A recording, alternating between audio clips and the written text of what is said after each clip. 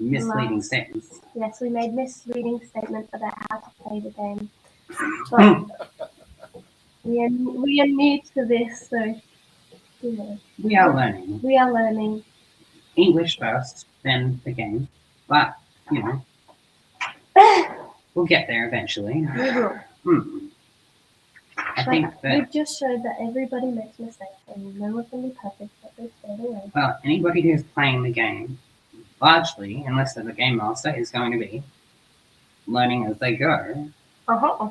And I guess this is a real life version of that.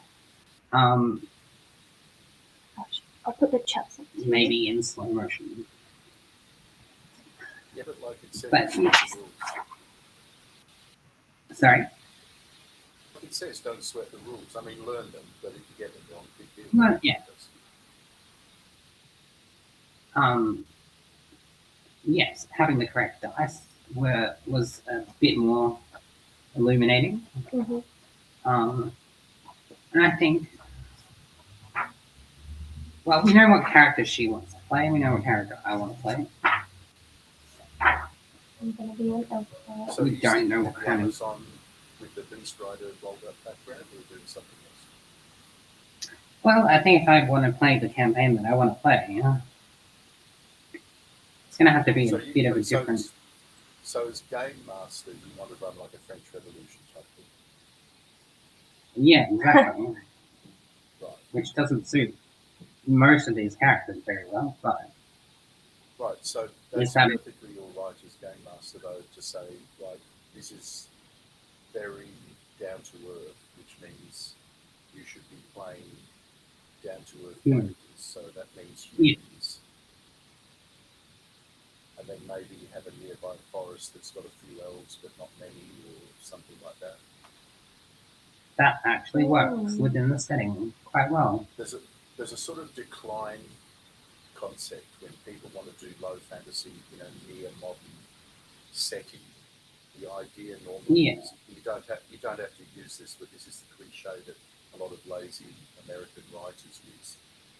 Beginning with Hal Anderson, but he wasn't lazy; he just did it in a big copy. The Industrial Revolution and the sheer amount of old iron, the actual hammered iron, which is poisonous to fairies, killed off the elves and the dwarves because they can't be around that much iron and electricity. So science literally kills off the magic. I like that. Okay, so you can still have alchemist class, because you have Arab alchemists, you have French alchemists, because there are a lot of famous French alchemists at the actual time of the French Revolution. One of them helped write the first French dictionary, which was a revolutionary act to define the language for year zero, your Thermidor and all that. So you had an alchemist like, what's his name, Flambert. You had the man who discovered oxygen, who was an aristocrat and died as well, but he discovered oxygen, Antoine Lavoisier. He was more of an alchemist than a scientist. Yeah, it was a scientific method even. Isaac Newton, 100 years before, was a mystic and an alchemist, not a scientist and a mathematician. He said that there were 7 colours in the spectrum, not because he could see 7, because we only see 6, but because 7 is a mystical number and 6 isn't. And since the spectrum is from the rainbow and the rainbow is created by God, then it would have to have the perfection of 7, and therefore there must be another colour. And since he could see a gradation of the other colours, the one who couldn't perceive properly, indigo, he knew where it must be. Yeah. You see? Yeah, that's bizarre. But it's all French Revolution, that 100 years, so-called Enlightenment. We now see the Enlightenment in the Industrial Revolution is inevitable. But what if it's not? Well, what if something stops the Industrial Revolution at the same time as the French Revolution? See, what if it is? You pick your political stuff that you want for your story. Like Game of Thrones is a complete rip-off of the War of the Roses in England. Right. So So it's the War of the Roses, and who lived and who died, and the betrayal and the torture and this and that, right? But within that actual War of the Roses, he then picks his favourites. Mm-hmm. So things happen slightly differently, but the basic idea is that of Basic. War of the Roses, right? Yeah. Yeah. I'm not telling you to do this. I'm just saying, when you try and think of a story that could grow into a multiple set of stories in a campaign, you need to have some idea of stuff that's happening, not in the story, but in the setting of the story. Like if you've got starving peasants, let's say, why? Why are they starving? Yeah. Like, what happened to the food? Like,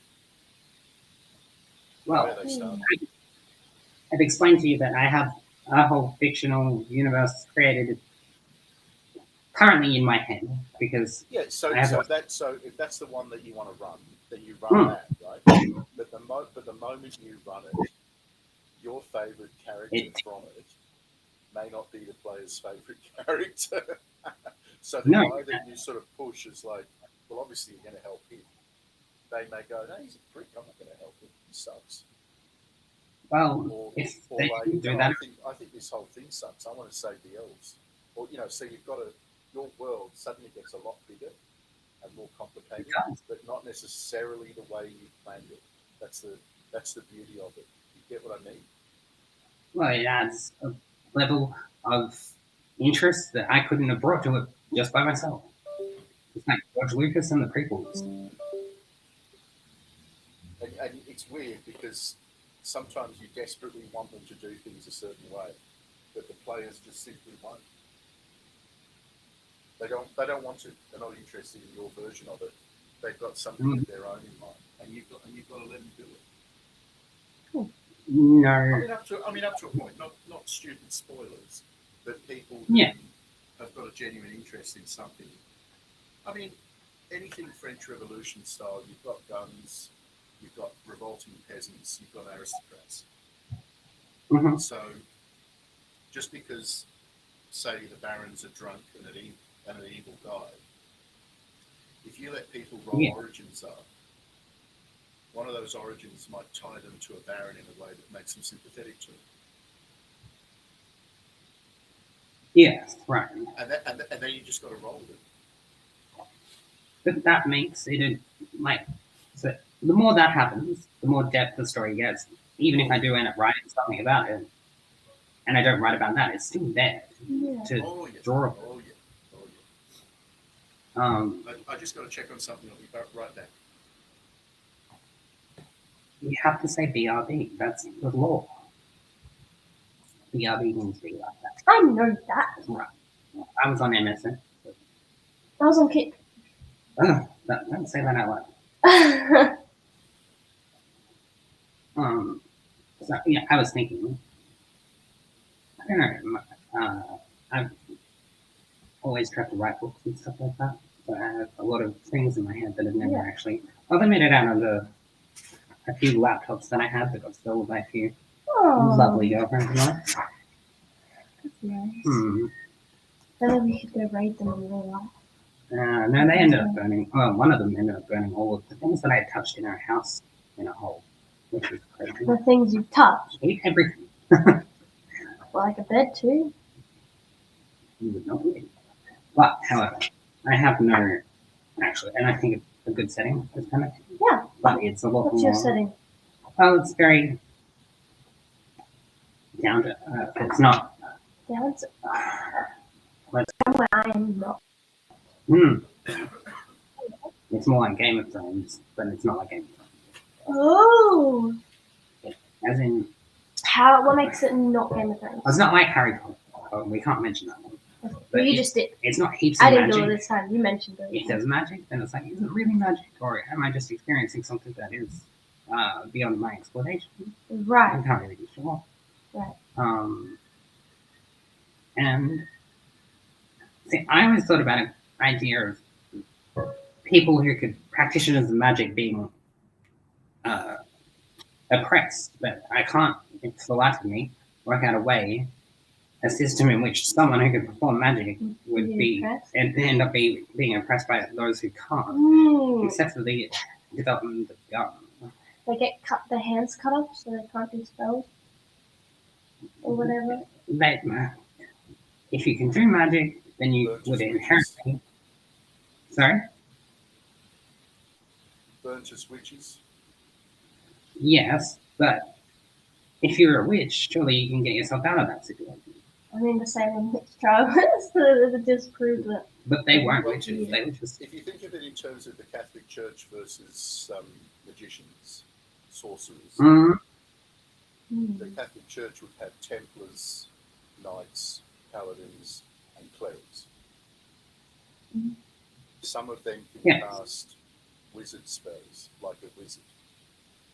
So they will logically only choose spells like counter magic, dispel magic, and so on.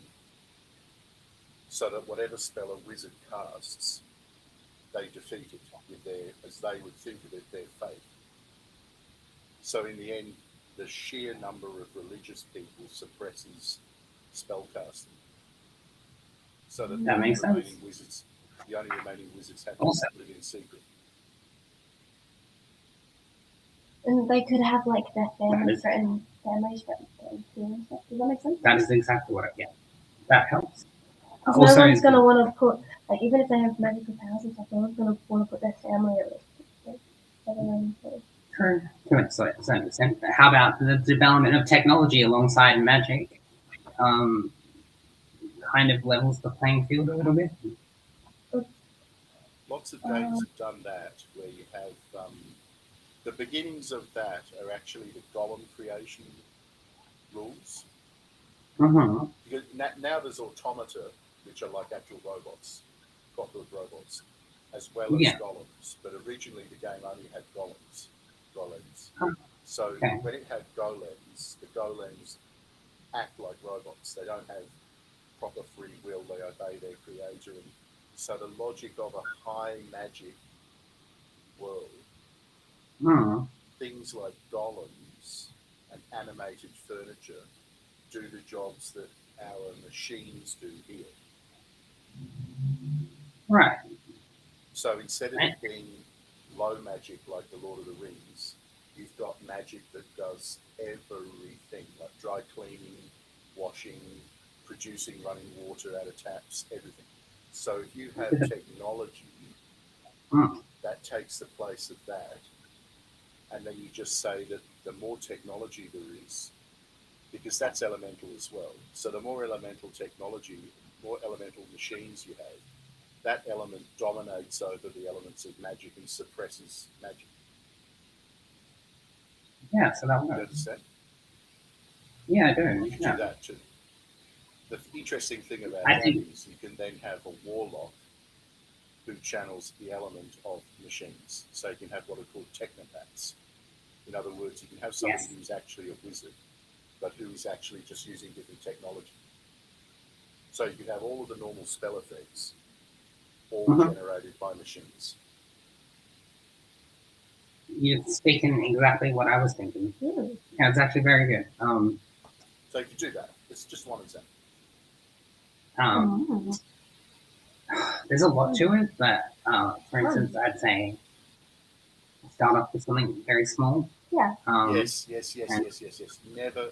Never, ever start a campaign off on a grand scale for two reasons. Firstly, it's very unrealistic, because how the fuck would any of the starting players know it all?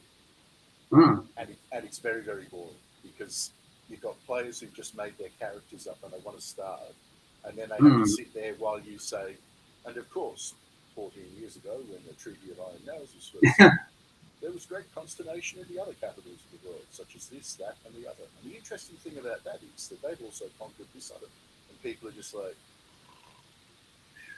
That's more exposition to the proof of being. Plus, it lets you, if you start really small, let them ask questions that you know the answers to about your world. Like this Baron's an asshole. Who can we complain to about the Baron? Is it a king? Can I go to the king? Why can't we tell the king about the barrel? Why can't we say that, you know, like everybody's starving? Well, why can't I get a cart and go and buy food? Who's holding the food up? What's going on? So Yeah. that's when you can say, well, the local baron says it's because the crops have failed. But there are rumours in most of the villages that there were plenty of crops and they were all taken away to feed the soldiers at the front. What front? Well, they're fighting a war at the moment against the kingdom of whatever the front. So then You're it right. starts raising the issues Mm. in the game, as it does in real life. So then individual players might say, okay, well, I'm loyal to this realm that I'm in, so I'm going to fight against the enemy who are bad. But other people might say, that's not our war. Like my character's family's starving for a war that I don't even agree with, like that, and so on. And then you've got the connection to your specific work. And people Right. get, that gets an investment. Yeah. Even if they just end up in a dungeon or breaking into a jail to free wrongly imprisoned people, which is a very French Revolution period kind of thing. Yeah. But I'll tell you the weird thing, and I'm sure you don't know that this is the case. The entire hobby of role playing began from a man called David Wesley, who was a Napoleonic war gamer. That's Little Leg Soldiers, Napoleon versus Lord Nelson, and Waterloo and the Duke of Marlborough and all of that stuff. So 18th century war. Yeah. And they were just getting really bored. And the only thing that was fun each day that they played their giant war games was what was called the initial command phase, which is when you bring your army and then you're like the leader of that army and you talk to the other leaders and you can try and bluff them by saying, well, you're supposed to be allied with Blucher and the Prussians, but I'm going to attack you. I'm attacking you. Right. But they didn't do that. I don't care. I'm changing the order of battle and I'm attacking you. If they believe you, they move their troops away from where they should be. And then you don't attack them. And the player that you're really allied with gets an advantage and wins the war game. And that evolved into, instead of that just being like 10 or 20 minutes long, Wesley ran a game where that went for the whole of the day. There were no actual war games. It was just literally. But he bluffed me. Well, he's allowed to bluff you. Why isn't he allowed to bluff you? Exactly. But he didn't bluff the guy in real life. This isn't real life. This is our own fictional version of it. So then the next time they met, he said, you guys all enjoyed that so much. Let's just play in this little village I've created called Brownstein. It's in the Swiss Alps. It's in a valley. It's between the German and Allied forces and the French under Napoleon. This little town, you've got to work out how to control it. Whoever controls it at the end of the day is won, because their army can march by surprise and conquer the other army. So he ran what are called the Brownstein sessions for 2 years, from 1969 to 1969. And then people would keep arguing because they'd say, yeah, I mean, I'm not good at this, but the character I'm playing would be brilliant at this. He was the greatest statesman of the 18th century. He should have a bonus when it comes to lying to people. And somebody else said, but I'm playing effectively Benjamin Franklin. He was an incredible genius who was legendary for being able to see through lies. I should have a kind of perception bonus when he has his deception bonus. And you know how like we roll dice for shooting cannons and guns? I want to roll a dice to see if I can deceive him. Why can't I roll a dice for that? So David Wesley, invented role-playing by saying, okay, we've got a chart that lists morale, and we've got a chart that lists whether or not your gun hits. I am going to use the morale chart for deception, and I am going to use the gun result chart for perception. And we are going to have rolls against each other. Now, no one had ever done that ever in the history of the world. So for a whole year, people were just like, okay, am I shooting a gun? No, you're just using the gun chart. Okay, you know what I'm going to do? I'm going to rewrite that chart. Okay, new chart, lying, bluffing, deception, right? Now, roll on the lying chart. For the love of God, it's called lying now. Please don't be autistic. It's called lying roll a die 6, roll a 6-sided dice. If you get 5 or 6, your lie is successful. And a young man called David Arneson was playing it without even making rolls or needing to. Yeah. He won the whole game. He played a student revolutionary in Brownstein, secretly in the pay of the Spanish king, who ended up leaflet dropping all over town, destroying everybody Oh, else's wow. followers and winning. Dave Arneson then developed Brownstein into, well, first of all, a man ran a Wild West game where you had to be a gunslinger or a sheriff and you had to protect Indians or lead them to safety and so on, called Brownstone. And then Dave Arneson ran a game every week called Blackmore. And in Blackmore, he let you play whatever you liked in like a fantasy world. Huh. And then he made the worst mistake of his life and shared it with a man called Gary Gygax. Yes, that name comes up frequently. And then it was lobotomized and turned into pudding. Mm. Not to begin with, because Arneson had shared his rules written on handwritten sheets of paper with people in California, New York, other places in Minnesota, Canada. Yeah. So there were these little groups of new role players because they were playing a role, not wargaming. They were playing a role, Right. or storytelling with dice. And people are like, it's freaking me out, man. It's freaking me out. But you had science fiction authors playing it, like Philip K. Dick, and they expanded the rules. And Well, that definitely helps. Pretty much whatever was popular on television, somebody played. So Dungeons and Dragons crushed all of this out of it. But for the first 4 years before Gygax. Yeah. Well, okay. So if you're rolling for deception or perception, surely the players are aware that it's a deception. So your characters have to pretend as though they're being deceived. Yes. No? If Right. they are.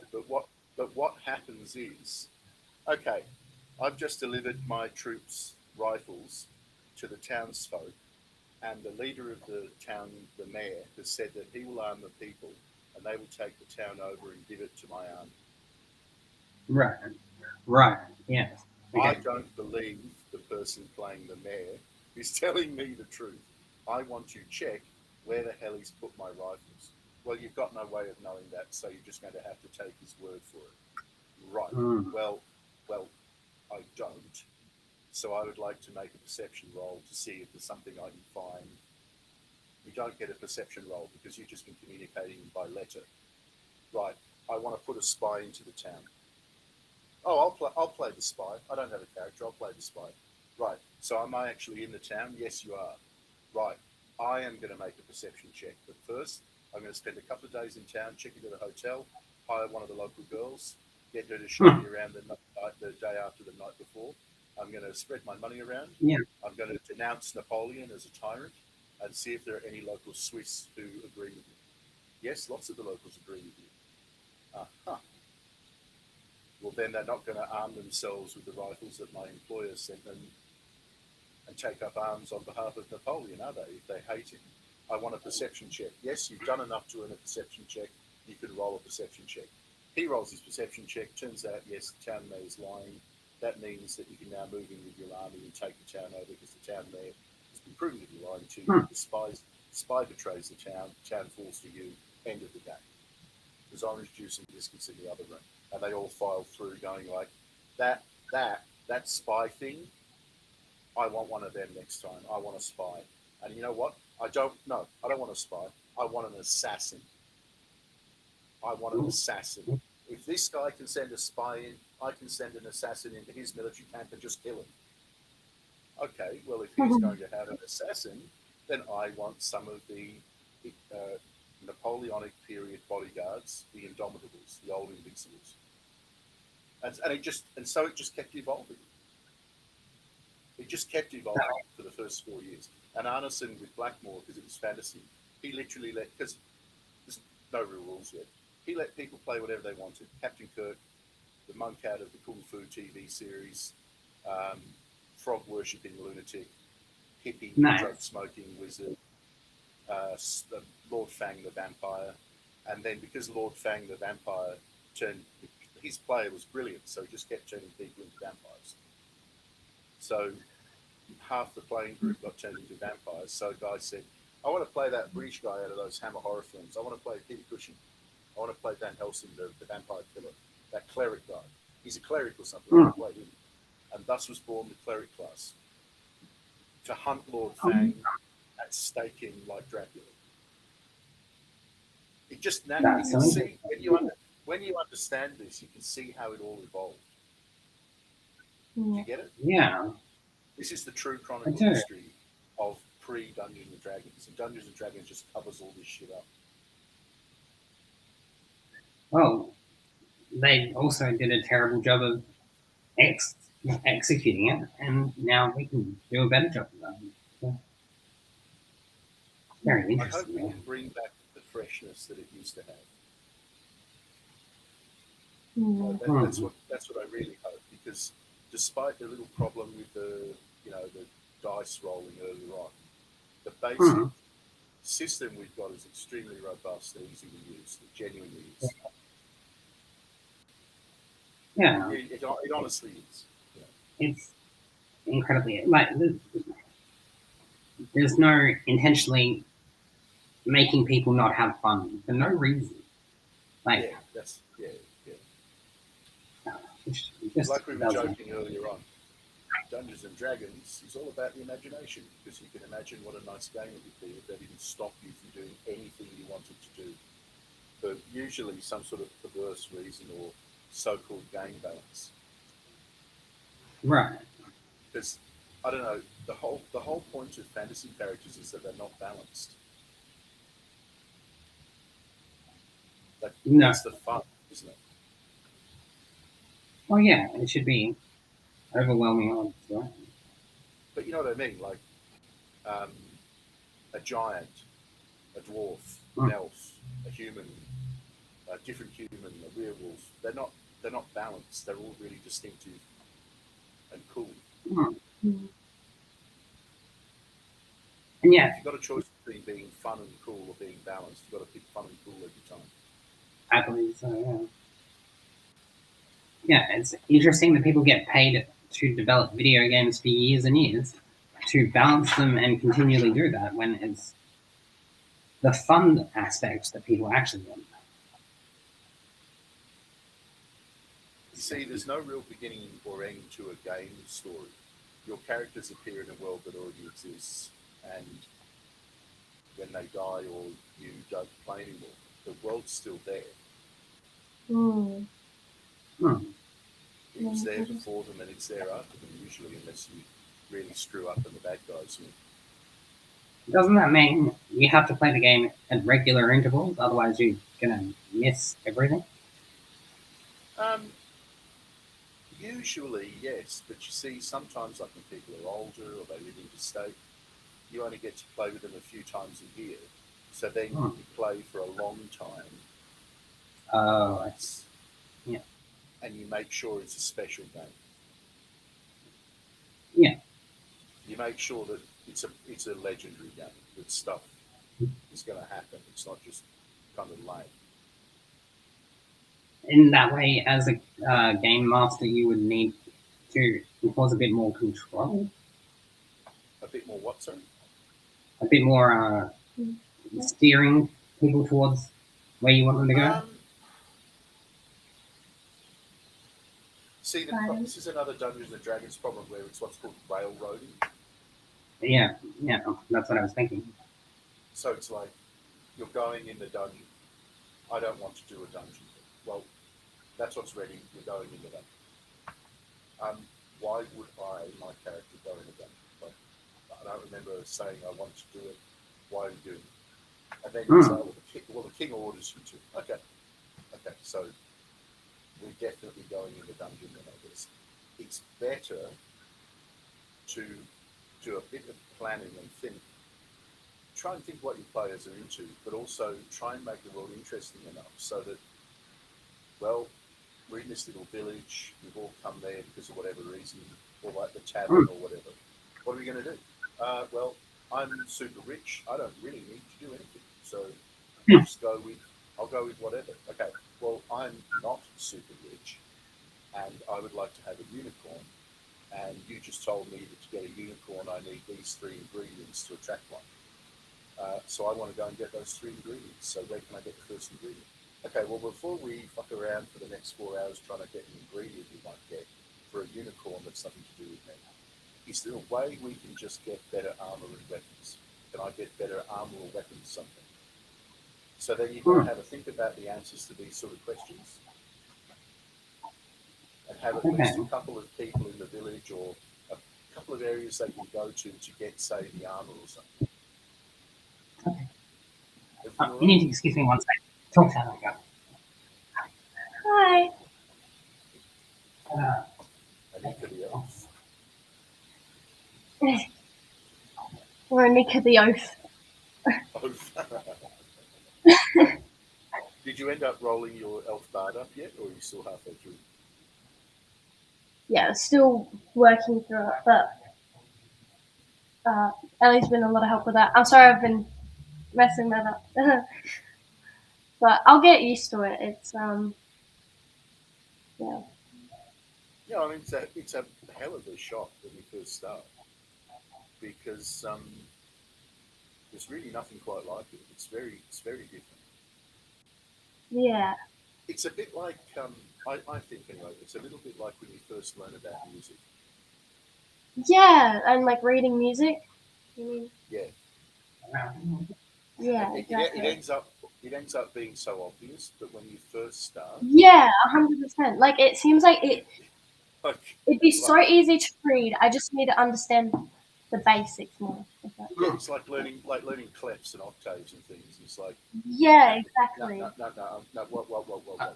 clef, right, clef, okay, clef. How many clefs in total are there? It's that kind of thing.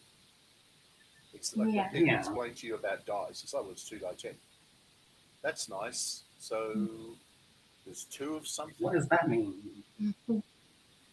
But the trick is, you got X die Y. So you've got a number, a D, and another number. Which is the range of the roll. In other words, the maximum and minimum numbers you can roll are always the number to the left of the D. So like 2 die 10, right? So the lowest you can roll is 2. And the highest you can roll is that number multiplied by the number on the right of the D. Wow. That just explained it very quickly, right? 1 die 100.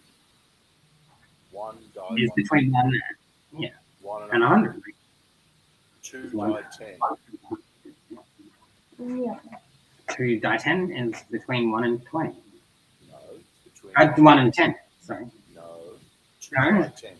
Between 2 die. And 2 times 10, 20. Yeah, that's what I said. And then second guess myself. So we're trying to explain this. Yeah. 1 second. It was 66. Right? The bit we were fumbling over before. So this number is the lowest number. Yeah. And that's the highest number, right? Okay. Yeah. Well, no, like, so that number multiplied by that number, right?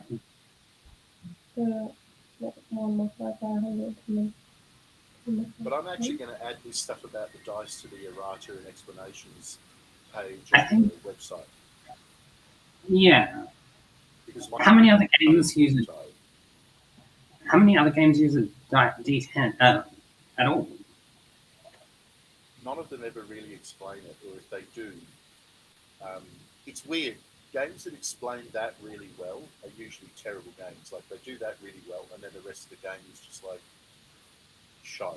Whereas games that sort of dive in excitedly to their actual game and are good, they sort of assume that they're going to sell it to people who already played. Whereas I feel like once you get learning this, then it's just a bunch of it's gatekeeping to an extent. It's like it's not might be intentionally gatekeeping, but it's like, if I didn't have the internet and I tried to play a game like that, I would never be able to work that out. No, it'd be completely impenetrable. But we do have the internet, so. Luckily, for many reasons. So that should help character creation a little bit more. But I think also having an established kind of idea of what the setting and the game is going to be will help people decide on the characters a lot better anyway.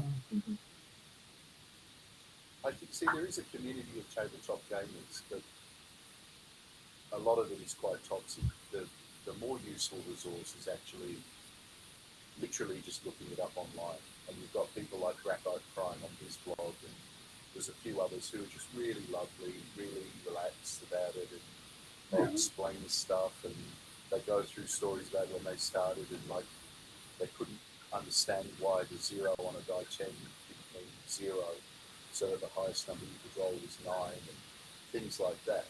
And people roll their eyes at it and say like, "Oh, what a moron!" You think that? Well, it's literally a brand new world. Okay? It's literally a brand new world. So, why the fuck would they know any of it? They wouldn't. Like, what would make you think that people are going to somehow magically know something that is so opaque, so strange, that you're just going to magically know? It doesn't follow, does it? So I'm going to put it in the errata page. In fact, I may even do that while we're talking. Indeed. Elite streamers have just promoted the stream again, so if we're going to get an Oh, that's really cool. now, I've just put the advert on underneath this. What's that?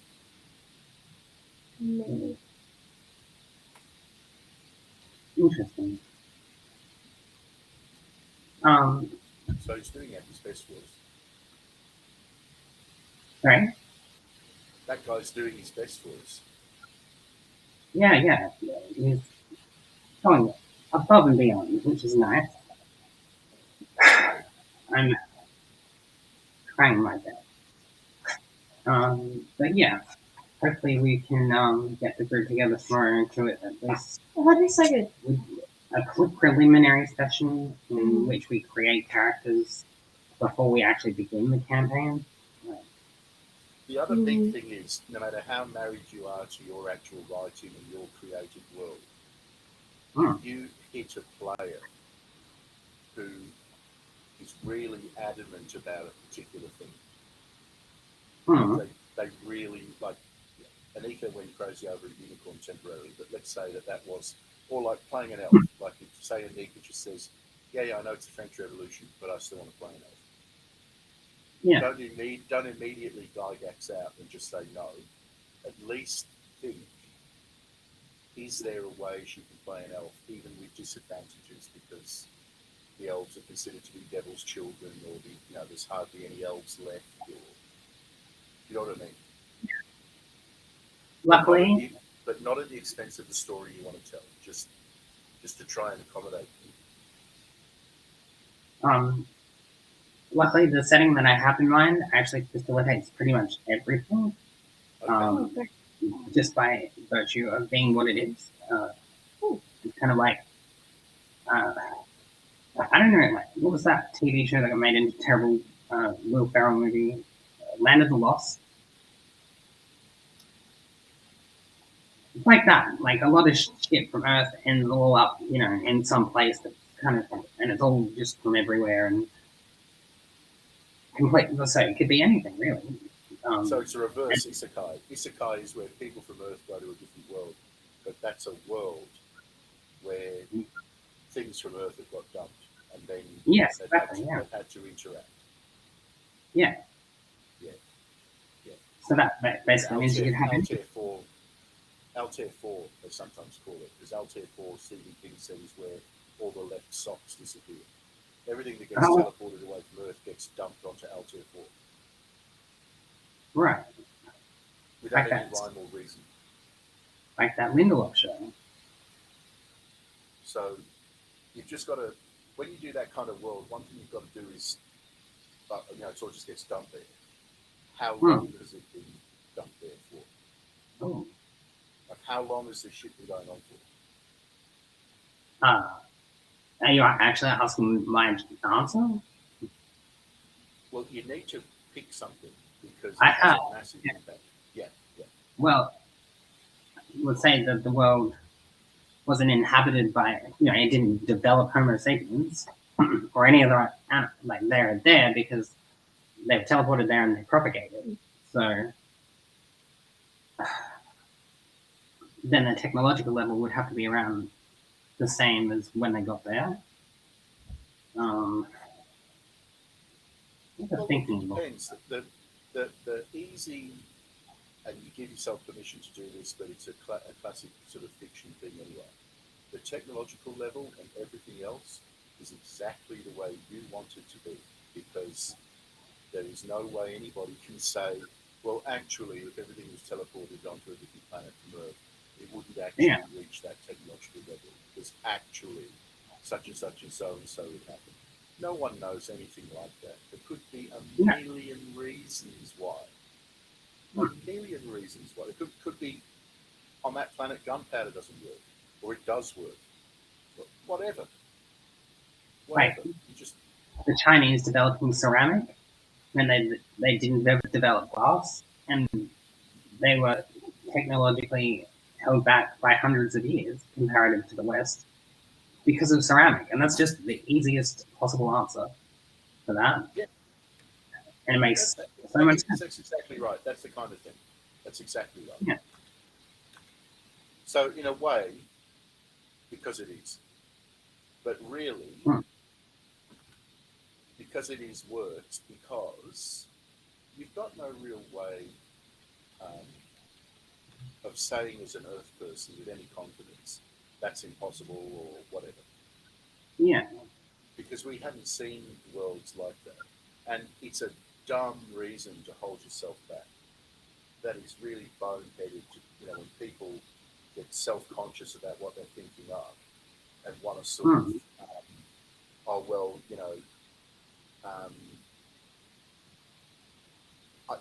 I'm self-conscious about having that in the game. You've just got to put it, if you want it in the game, you put it in the game. End of. And then when you've got your game world set, then you can work backwards if you need to think, so why? Why? Why? For example, in Epic Fantasy, you've got swordsmen and you've got knights, and they both have honorable one-on-one combat. So why aren't the knights the swordsmen? Why aren't the knights the lawyers? Yeah. Because the knights are the judges and the executioners, and they're far too powerful in single combat. You need somebody in single combat who can just have a sword fight, almost like theatre, like a court case is theatre, to decide a court case. Good enough. Explanation given. We're moving on. That's it. Yeah, I mean, what's the point in arguing about the basic idea of the game? It's suspension of disbelief. Yeah, arguing over it is silly, but thinking about it to explain your world is good and valuable, because from that comes other things like your, say, just use your Chinese ceramic example. And you just think, well, what if it wasn't ceramics that held them back? What if they discovered one of these ooze-type creatures which didn't have acid slime?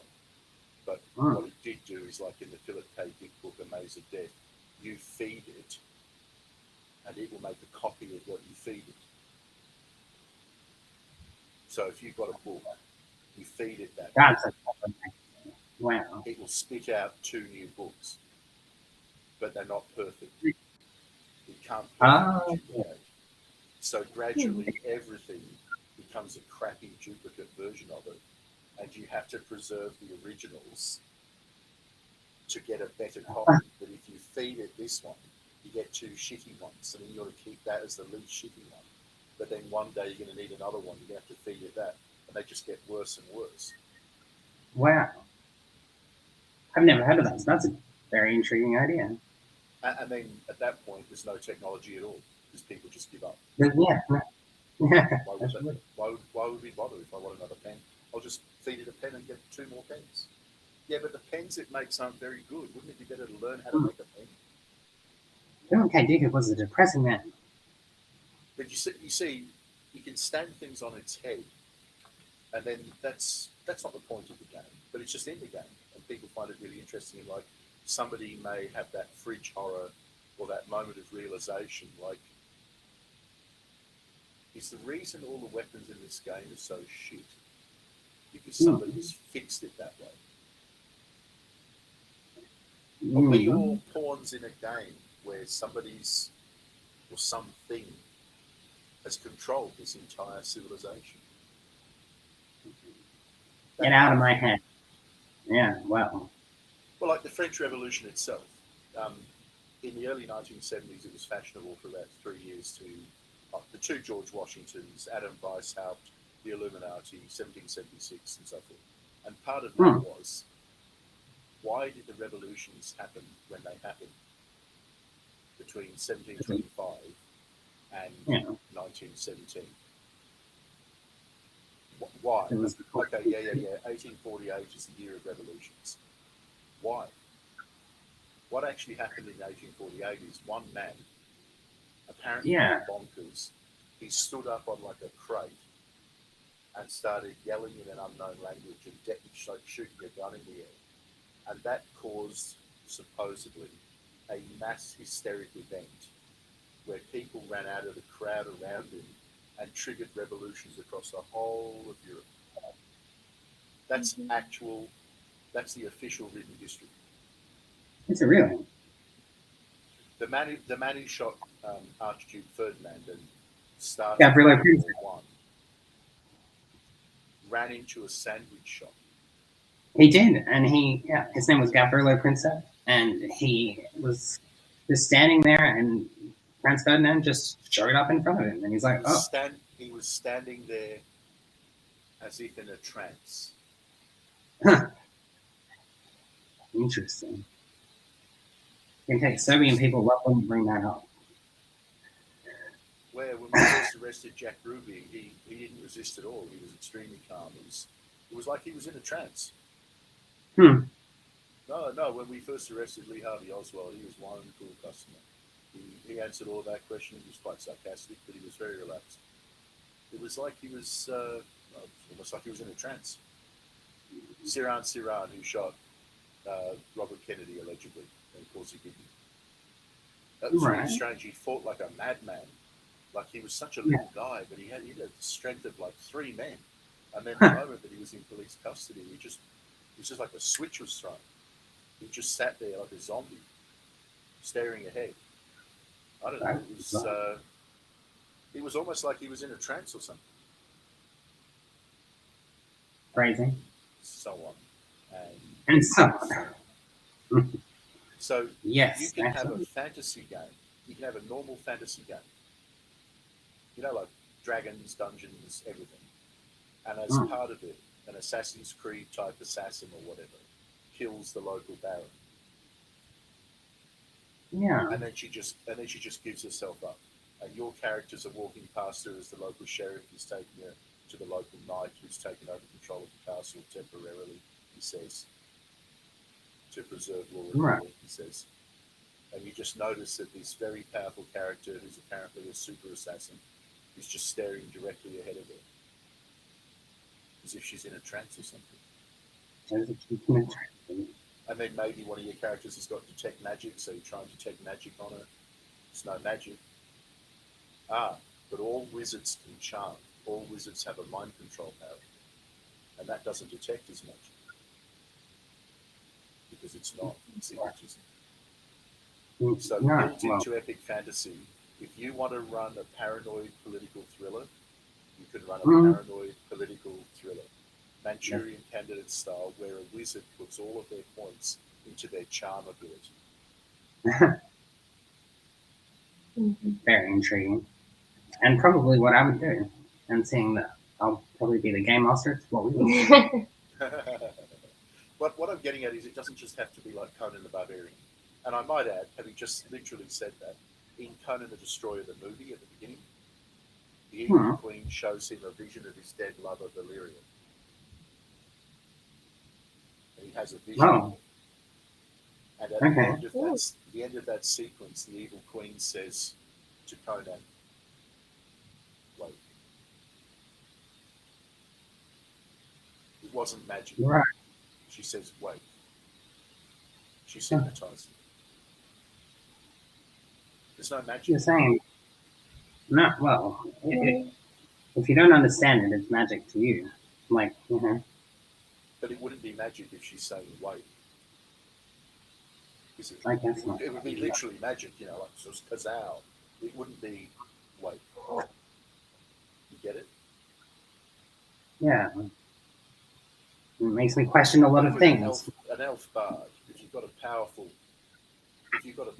bard, and the game begins with a bard singing a song that everybody's listening to in a tavern, you can run one of the best mindfucks ever by running all these stories all over the world, people dying, getting married, rescuing things, getting treasures, killing dragons. And then when you know it's the last story, the last session for that campaign, you end it with, and the bard finally stops singing, and you stir yourself awake at the table. Puerto Rico. Oh, that wine was strong. The bard smiles and walks out of the tavern. Mindfuck. And then, like Alan Moore said, so what? It was all an imaginary story.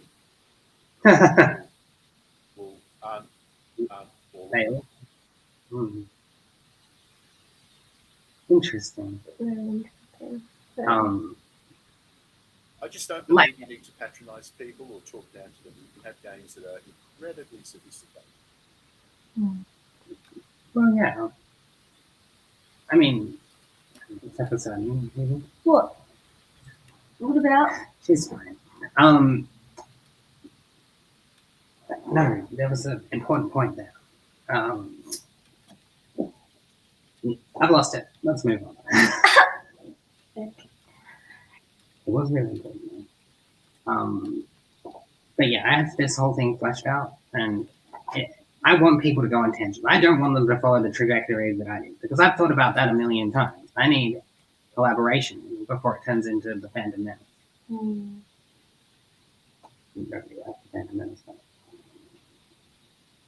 I think a lot of game masters and dungeon masters,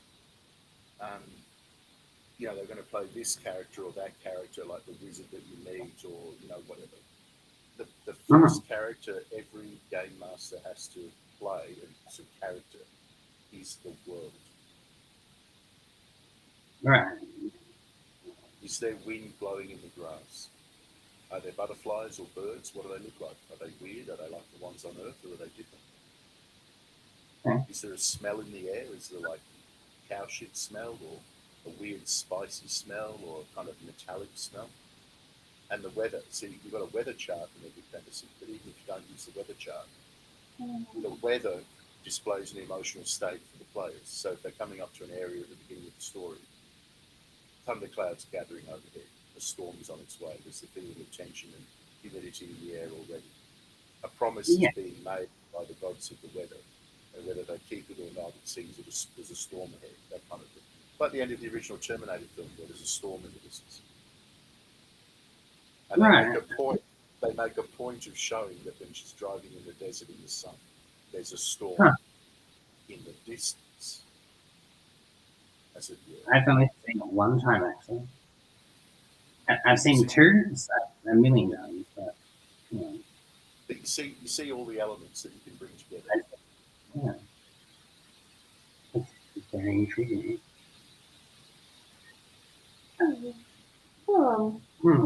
We will have some fun with this, I believe. I know, we do. I think letting Annika marinate with the idea of the dice. We've got your head around it a little bit, though. Still need some guidance, but yeah, I'll get there. And where's the? Would you know the page number for basic human characters? Like,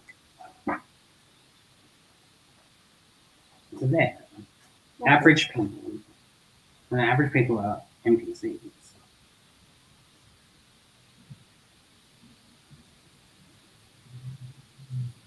Yeah. This is, the description for NPCs is just how I view the general public. Well, you're the main character. Everyone else. Yeah, but I heard that out loud. You've got to have limits, because otherwise,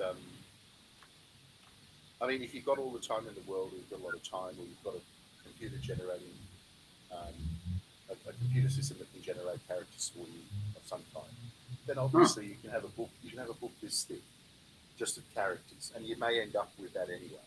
But to begin with, if you're literally never going to meet that character again, as far as they know, for heaven's sake, just use the normal statistics in the book for it, because the more you open the door to chaos, the more chaos you're going to get. If you just think, no, fuck it, I'll roll an origin up for the NPC. Flesh Golem. Oh, great. Well, that's that's really appropriate. That really fits. Not. So you're better off just sticking with basic statistics and telling a story, and then thinking. Because remember, French Revolution is the era of Frankenstein, the novel. Yes. It's in the Napoleonic period. And so in your world, if it's French Revolution like, rather than having like wizards and sorcerers, you may just have deranged mad scientist types who are wizards. I did have magic, and that they were oppressed. I like the idea of a guy who runs a part of the government that is tasked with suppressing them, and thus knows way too much about them. And well, what would you do with that information in that case? Well, you wouldn't tell many people, for one.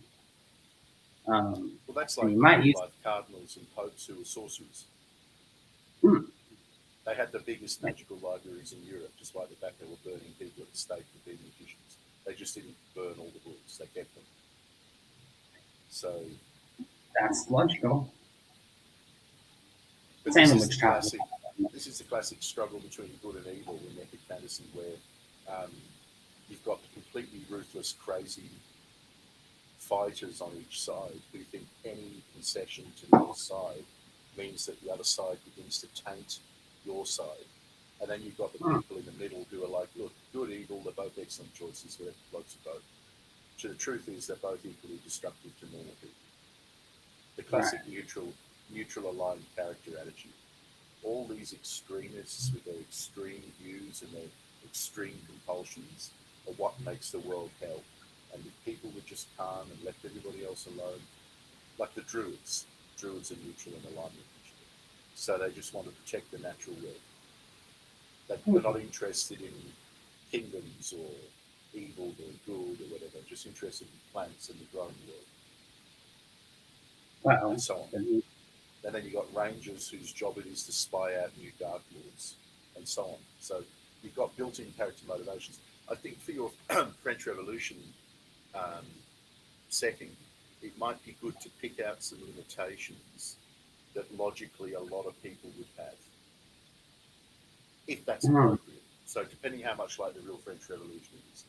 So, for example, hunted by, accountable to, that kind of thing. Yeah. You see what I mean? Yeah. Or like, having... So like all wizards have hunted by, and then whatever it is that hunts the wizards, like you were talking about. Or some sort of something you have to sacrifice in order to use your magic, so the magic can't overwhelm someone without it. Or not every time. Well, black magic's in the book. Yeah. Like actual blood sacrifice. Yeah. Game of Thrones kind of ruined that for me. Really? Yeah, that whole old lady, the redhead lady where she takes the thing off. Didn't like that. Or there's warlocks who channel magic and use popularity to please extra-dimensional creatures in return for getting the magic that they want. You should read through them, because if you say that the wizards are taken out by a government department for the most part, that would mean all the kind of wacky and not as good as wizards like bards, sorcerers, and warlocks. See, a bard, even in that world, might escape scrutiny as being magical, because when people say, I'm telling you, bards are no different from wizards. If you're going to crush wizards, you should crush bards. And then powerful people are saying, look, just don't be absurd. I know that some of the composers, the great composers, are revolutionaries and have denounced us, but that's political. That's got nothing to do with magic. We should suppress them because their music stirs up emotions, not because that does magic. Which, in fact, for example, in revolutionary France, that's something that did happen. Operas were denounced as being anti-clerical or like anti-religious, anti-aristocrat. The magic flute, all that Was stuff. it? The magic flutes are Freemasonic. No, right.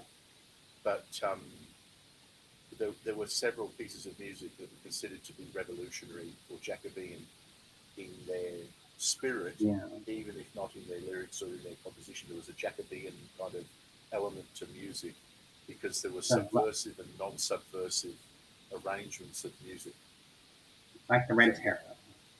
Church music, peasant music, Jacobean subversive music. Okay. And military airs, anything that was military that wasn't played by the army. Because why would a non-military group be playing military music except to plot revolution? That makes sense. I don't know. If my character was to play their music, could they make like another character do something? Like another player? It depends on the dice roll, right? So you play music, and what do you mean, mind control them? Yeah. Yep. Yeah. How effective it is, it depends on how. Yeah, how I roll. But how you roll. Very good. See, the other thing you can do, like say you roll up from your origin when you start bard or wizard. All you've got to do is pick whichever one you didn't roll up and be an actual bard and a wizard. And then you've got a character with popularity-based magic and the ability to send people to sleep or mind control them en masse in earshot. Right. If I were to send it... Suddenly you're not such a pushover. Yeah, if I were to send another player to something, does that mean the round would like be split too? I think they'd have to roll to wake up, maybe. Yeah, like... What's up? If I were to like put a character or a player to sleep, for example, then they'd like have to skip around all. What is that? Then roll to wake up. Well, if you put them to sleep, they've got to make a psyche check to resist. If they resist, they don't fall asleep. If they fail, they fall instantly asleep for the full spell duration. Yeah, very Which cool. is pretty. Okay, so that makes sense. And then there's the whole thing about, well, they're asleep, so I'll just stab them and kill them. Okay, well, that's fine if you're evil or neutral, but your character is actually good. So murdering someone in their sleep it doesn't add up. Is probably not something you're going to do. Oh, that's something I shouldn't do. Right. What if you're good, what if you're like chaotic good? Still no? If you chaotic good, you probably do it, but the game master should watch to see if you're like really getting off on it. Okay, You're not chaotic good. Yeah.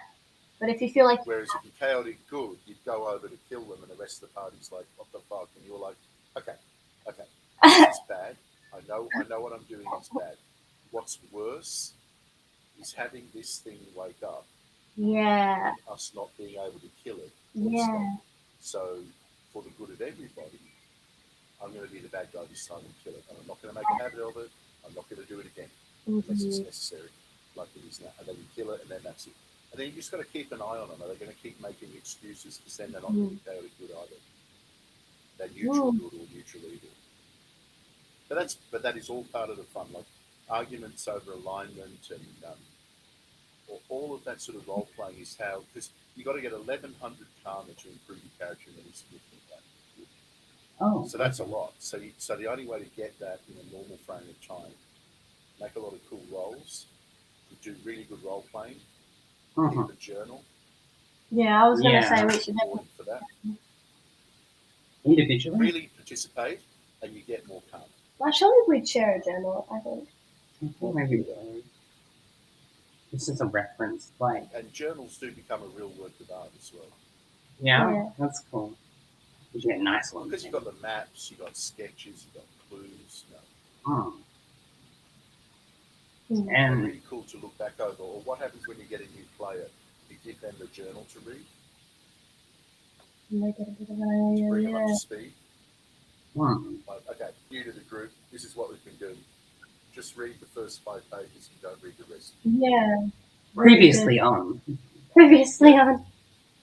Yeah. But that's the whole point within the game world, is the journal is preserving the group memory.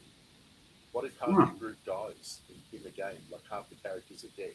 You put their character sheets in the journal, like you're recording their memory, but also a lot of people died to get this information, and the Dark Lord's not defeated yet. So, you know, would you mind just reading 4 pages? It's not too much. We're going to confuse some future archaeologists with these books. No. This doesn't add up. Yeah. But then again, most of history doesn't either. Or it does if you have certain levels of perception. The pyramids. That's all. You have to fluff your hair up in a crazy psycho manner. If you want to talk about the pyramids like that.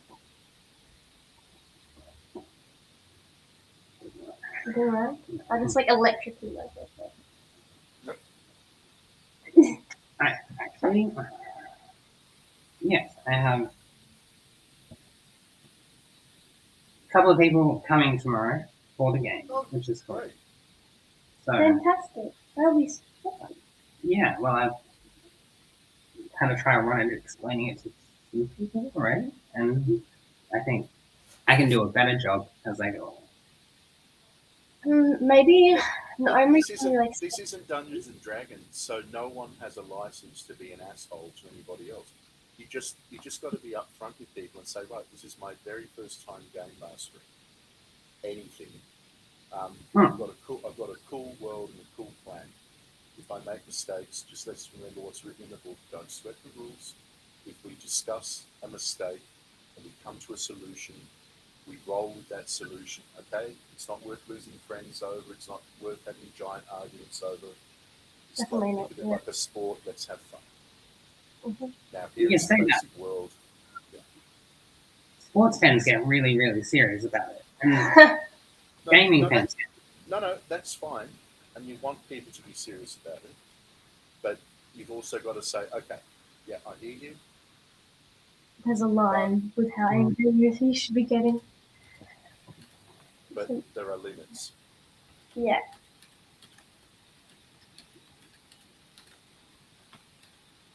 I need it. Oh, okay. I'll wait for you. Are you sure? Yeah. Yes. Wait, do you want me to get you guys ready? Don't know. Okay.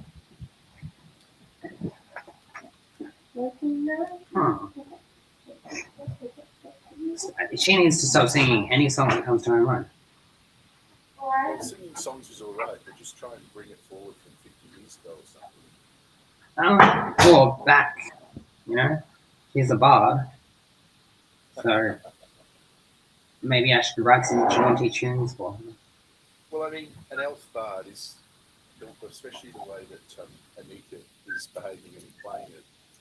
I've got to say, if I was running a game, I'd let her, because it's such good value. Like a lot of people are influenced by the Lord of the Rings now, and I think that elves is like Iron Rang. Yeah. Like a Shakespeare amateur. It's so boring. Whereas there's the other kind of elf, which is just like. What he said, that's me. That's you. Yeah. Okay, I'll be back. I gotta go pee. A rice bubbles packet elf. Correct. A rice bubbles elf rather than a Lord of the Rings elf. You snap, crackle, or pop? What? Pop. Definitely. Your game sounds really cool. I think it has some promise, only because I don't reckon any of the other players will have anything as fully fleshed out as that. And if I need answers to any questions, I'd probably got them already in their head. Yeah. So why not? Is there? On the other hand, I mean, you end up somebody you like that. Let's God forbid, let's say they don't like your game, or you don't like running it, or you don't like running it for them. So somebody else says, I'd like to run a game like Game of Thrones, and you're thinking like, I can already tell that is going to be one of mankind's most awful crimes. However, okay, next week we'll play so-and-so's Game of Thrones kind of game. And you just don't know. It might be good, it might be bad, but you should always be sharing and let people do it. Don't fall into the Gary Gygax hate-fueled monster like, I am a game master. I am the only game master. Because it just invites a kind of hostility that I don't think is very conducive to creativity. Really. It's just a game. You can play it again at another point and do it a different way. You can keep it in my head. I flinch slightly, I guess because I'm a professional game designer for decades, but I flinch slightly when people say, it's just a game. Because, cards on the table. I don't think it is. I think it accesses the same part of the brain that shamans access when they do their spirit journey storytelling. I think that it reaches back to a prehistoric past where we don't get to solve those kind of critical thinking problems in real life anymore. We don't. But no. we used to. Life and death decisions, and there used to be a lot of big animals that could kill us everywhere. And so this is a way to kind of almost get back into that prehistorical, legendary state of fight or flight and cooperating. Yeah. It's a bit like character is who you are in the dark. Character is who you are at the gaming table. It comes out. Your real self comes out more than people think. All right. I can work people with don't that. think it does. People think, no. That's not me in real life. People don't know anything. Maybe, you're going to be surprised.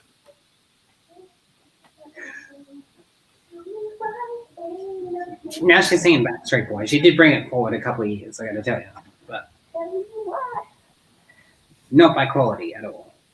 Oh. Excuse me? Backstreet Boys is not my thing. Sorry. Oh. Well, even though we didn't get an audience, I'm glad that we did it because it's at least recorded for posterity on YouTube. Yeah. Library of videos can be restreamed.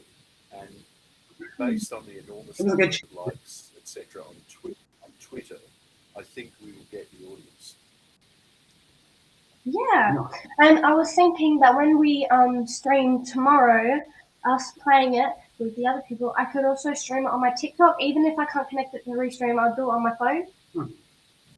Yeah, numerous. Check out the big brain underneath her. For one. She's finally relatively simple. It just amuses the hell out of me. We've got the blonde and the brunette, and we've got like the sunshine and the moon, and we've got the, we got the cookie and the shot of whiskey. Like one's all sort of like, oh wow, the brooding vitality. She wouldn't even wear elfies. I'm sorry, I'm not an elf. You're actually an elf. Or vampire fangs, or crazy ass makeup. The vampire fangs, they were. You should do that. You should put on the vampire fangs and some fake clothes. What would they do? I know, they were so annoying. Elizabeth out of Dracula Ascension without any effort. You wouldn't have seen that one, but yeah. No. But I'm imagining it's just very gothic. Well, it's just a compliment. Like, a compliment? Yes, Mm-hmm. definitely one of the better ones to me. Anyhow. Did you watch the heel versus babyface pronouns rant song? What? No. The one I leaked.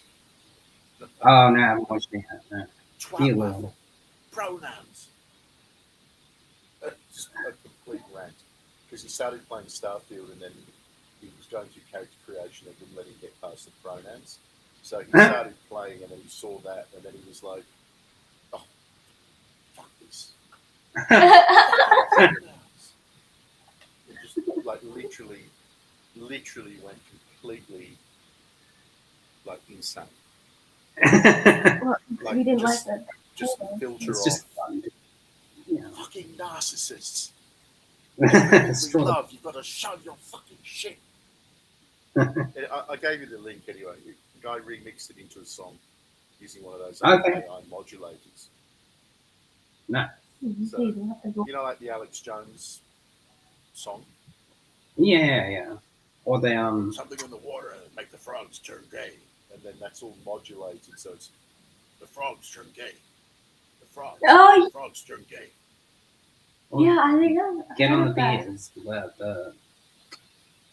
the Premier of Victoria. Who's that? He had a very good song last year. Yeah. They remixed him saying "Get on the Beers," and that's a good song. And they did David Cameron years ago, the Prime Minister of England, the Tory Prime Minister, the Conservative Prime Minister. Oh You wow. do have the bravery to bring back slavery. I don't think that's a dirty word. Oh, Wow. Gone with the Wind. Wow. We're still getting lots of likes on my account. Okay. That's good. And elite streamers are still bombarding them with it, and I'll be doing it tomorrow.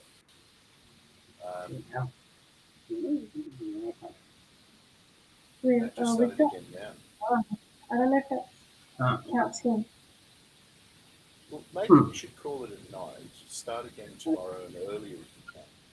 Yes. And, let's just try and have a marathon stream tomorrow. Mm. And especially when you've got the other girls there. I think as much as possible stream what you can't stream video, because I think it's valid. It's good. Yeah. Maybe it also takes away the confrontational nature of tabletop gaming for some people. I mean, I've never found it confrontational, but I know people become very self-conscious about it because of the bad reputation of Dungeons and Dragons, mainly. Okay. Yeah. Well, yes. No, that's because Dungeons and Dragons owners' pronouns are cease and desist, whereas our pronouns are don't sweat the rules.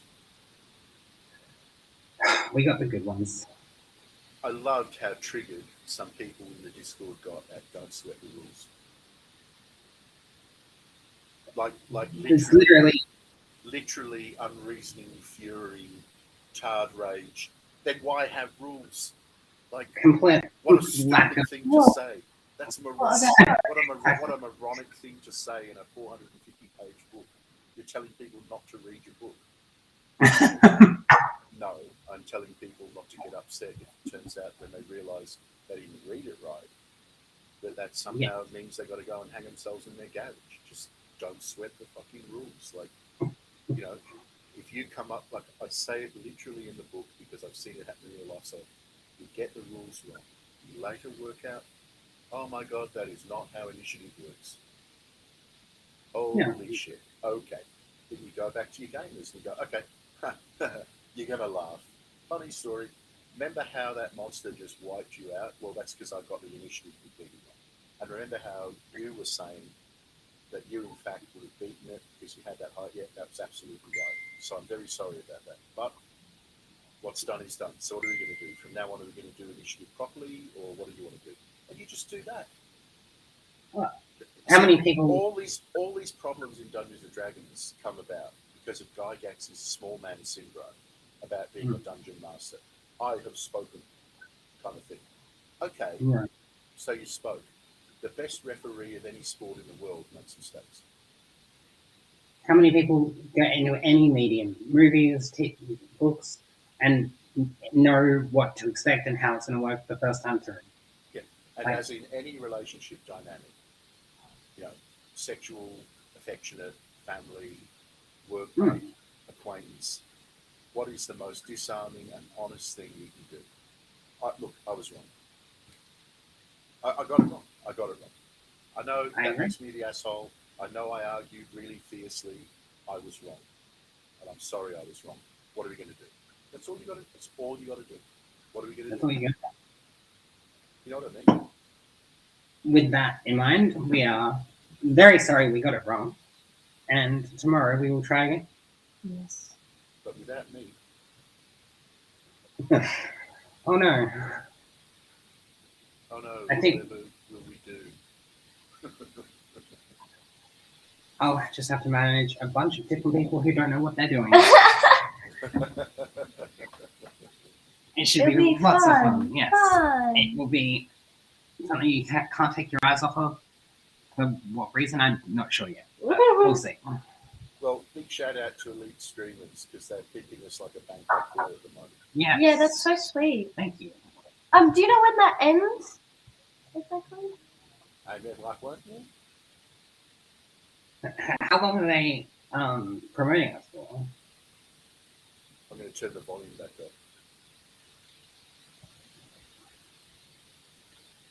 Can we get generated captions for this sort of thing? Now I'm going to turn the volume back down. No. Okay, God. I think YouTube, once it goes from being a live broadcast to archive, does an automatic closed caption thing. Okay, cool. I don't watch anything without captions. But we're asking the How long do we? promotion is. Yeah. How long what? They're promoting us for. It was like a 48-hour period, right? Another 36 hours or more like Yes. another 40 hours, yeah. Let's make the most of it. Yeah, 100%. All right, team. Break. I don't know how to sign up. We'll just go. Thanks, guys. For listening. And we say we'll be streaming again tomorrow, and we'll have a group of people with us learning all together how to play, and it's going to be lots and lots of fun. I mean, that's all, folks. But it's very off-putting when somebody just ends up leaving halfway through. Are you serious? He got us. Oh my god! That's so good. That was good. That was That was really very good. That was Mm. clever. Wish I thought of that. Wow. We'll have to get him back one day. Well, yeah, one day. One day. Where did Well, you go? What did you do? Was it the Donald Duck? No. That was the That's other. Porky Pig. Yeah, Porky. How do you do that? I did it really poorly. Do it again. That's all, folks. That's all, folks. Wow, you are a goofy fucking elf. And you like. That's all, everybody. Thanks for watching. It's Mickey Mouse. Don't do that one, Amber. No? No. I thought I did it pretty well. Okay, well, that's all, guys. Thank you so much for watching. Again, like I said, we'll be back on tomorrow's stream. And thank you to...